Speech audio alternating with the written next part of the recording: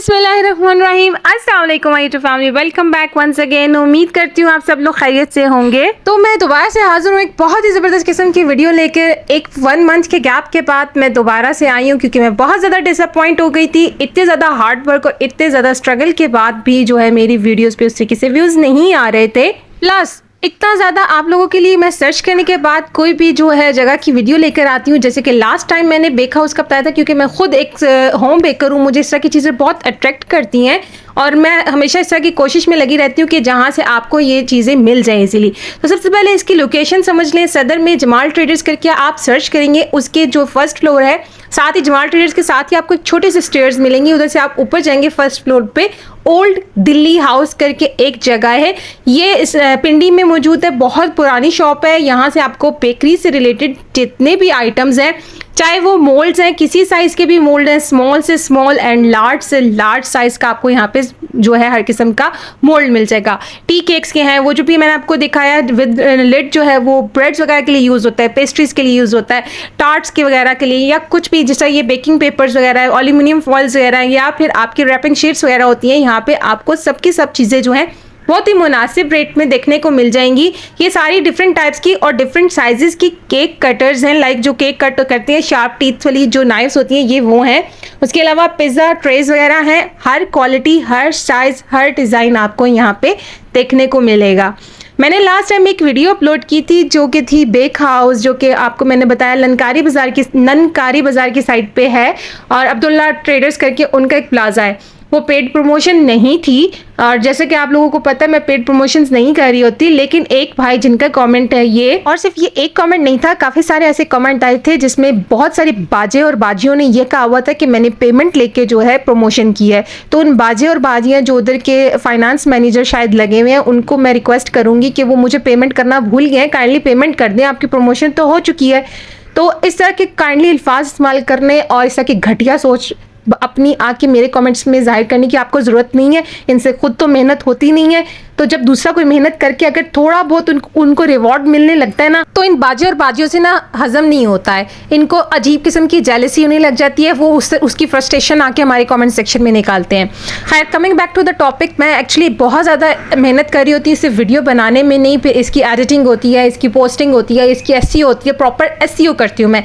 And आपको यकीन नहीं आएगा कि लाइक मेरी वीडियोज़ पर अगर आप प्रीवियस की ही खाली बात करूँ, उस पर लाइक 13-14,000 अगर व्यूज़ आए हैं, तो उसका जो मेरा यूट्यूब ने रिकमेंडेशन की थी वो 3 लाख व्यूज़ तक की उसने रिकमेंड किया था। लाइक वो सजेशन होती है, एक यूट्यूब आपकी वीडियो जो है फॉर यू पे चला देती है या सजेस्ट करती है लोगों को, तो जो लोग क्लिक करते हैं वो तो फिर चले व्यूज़ में कन्वर्ट हो जाता है, जो क्लिक नहीं करते, लेकिन यूट्यूब ने 3 लाख लोगों को मेरी वीडियो सजेस्ट की। तो वो सारा एसईओ, मैं इतनी मेहनत कर रही होती हूँ, एसईओ की वजह से वो होता है। फिर उसका मैंने बनाना होता है, थंबनेल बनाना होता है। थंबनेल में I am not an expert right now. काफ़ी लोगों ने मुझे यही कहा आपकी वीडियो ठीक होती है, एसईओ भी ज़ाहिर बात है मैं ठीक करती हूँ, तभी तो यूट्यूब रिकमेंड कर रहा होता है। बस मेरा एक थंबनेल, मेरी एक कमज़ोरी है कि मैं झूठ नहीं बोल सकती, या वो चीप टाइप के झूठे से फेक से वो स्टिकर्स और वो बातें लिखकर मैं नहीं उस तरह के थंबनेल्स बना रही होती।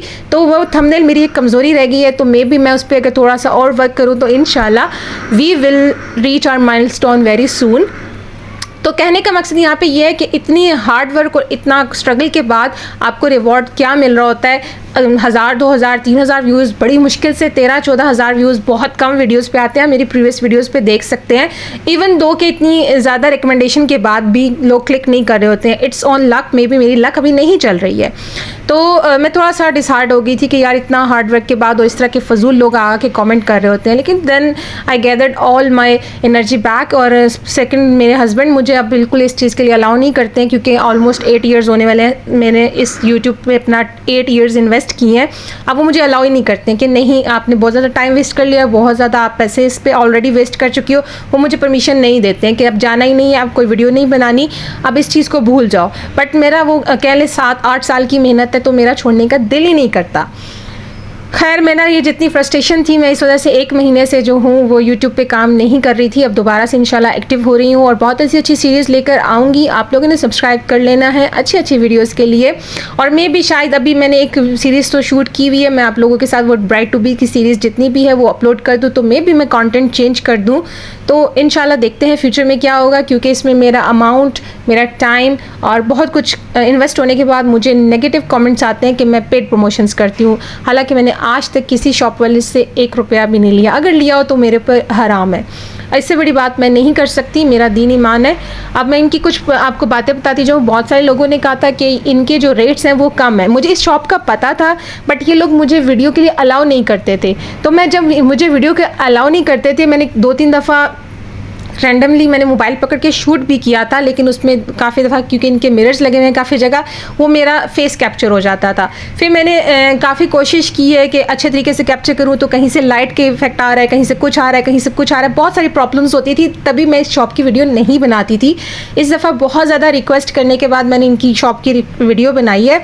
और आपको मैं प्राइसेस की चीज़ों की अगर बात बताती जाऊँ, यहाँ पर जितने आपको मोल्ड्स मिल रहे हैं ये 200 से 400 के बीच में। ये चॉकलेट मोल्ड्स की बात करी हूँ, डिफरेंट टाइप के हैं। जो छोटे लाइक मैंने आपको छोटे कुछ दिखाए हैं 200-250 रुपीज़ में आपको मिलेंगे, और जो थोड़े से बड़े होते हैं वो 400-450 की रेंज में मिलेंगे।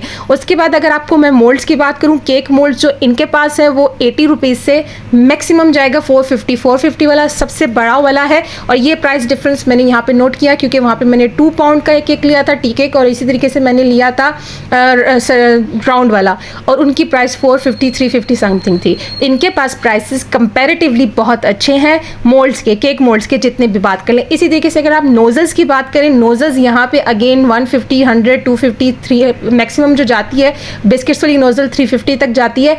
वहाँ पे भी इसी तरीके से यहाँ पे नोजल्स का डिफरेंस आ गया, वहाँ 250, 200 से स्टार्ट होती है। काफ़ी लोगों ने मुझे कहा हुआ था कि प्राइस डिफरेंस है, मुझे पता है प्राइस डिफरेंस है। मेरी मैक्सिमम अपनी बेकिंग की जो शॉपिंग है वो ओल्ड दिल्ली हाउस से है, लेकिन ये वीडियो के लिए अलाउ नहीं करते थे। यहीं पर मेरे लिए प्रॉब्लम आई थी, मैंने कभी इनकी वीडियो नहीं बनाई थी।